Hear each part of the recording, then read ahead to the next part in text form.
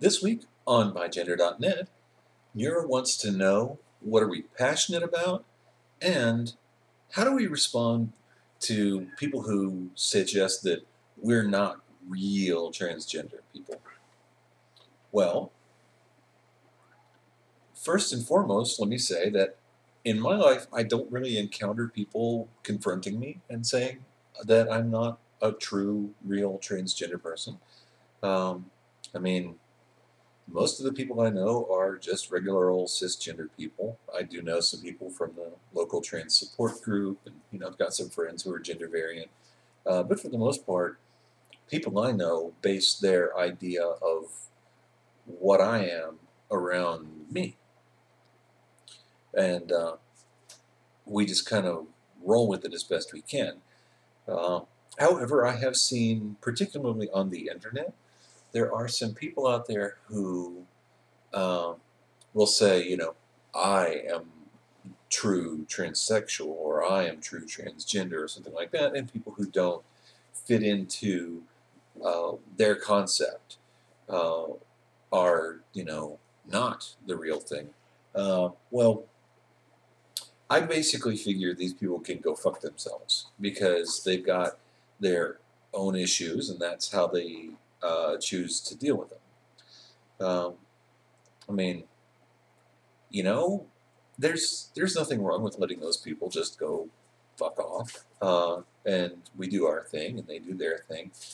Um, because I mean, honestly, trans people can be kind of a fidgety, edgy mom. Cats. There's a big storm outside, so I let the feral cats in, and they're trashing my house.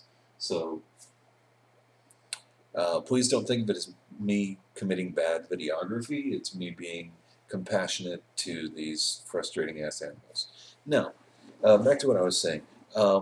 Trans people can be kind of insecure, was where I was going with that.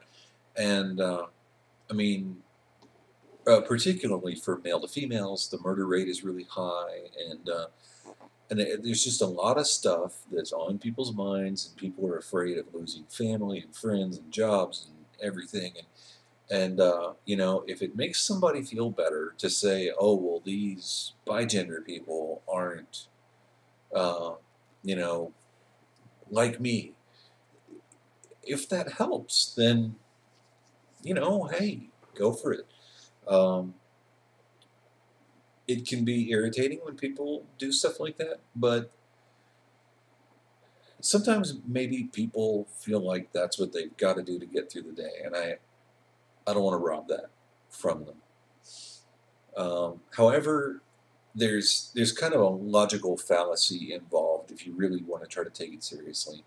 Um, like for instance, you could say um, all Irishmen are drunkards, and someone could say, well, what about McLuhan? He's not a drunkard. Well, McLuhan's not a true Irishman. Really? And that is actually a particular type of informal fallacy that's recognized within logic. I'm just not highly enough motivated to go dig out my book and look up the proper title for that fallacy. Um, but it's maybe not something worth worrying about too much because we are what we are. I mean, we came up with our own set of words already for talking about being bigender, and so I'm okay with just rolling with that. I do consider myself as falling under the general trans umbrella most of the time. I mean, I my doctors consider me trans. Uh, if that's not enough for someone else, then whatever. We do what we do. Now, on to the passionate stuff, since I've blown like 5 minutes already. I'm passionate about writing. I There are some things that I'm into that I've always taken kind of a varying amount of interest in. I like drawing and sketching. In fact, I've done more drawing and sketching, well, just sketching this week, than I have any other real creative endeavor that's not work related.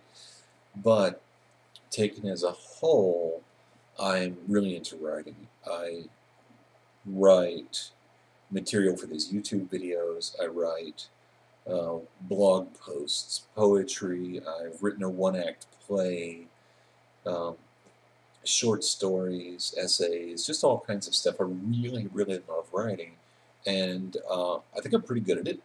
And I took an interest from early on just in the activity of writing, but when I was in 10th grade in high school, I had this awesome teacher, Mrs. Lockhart, who really influenced me a lot.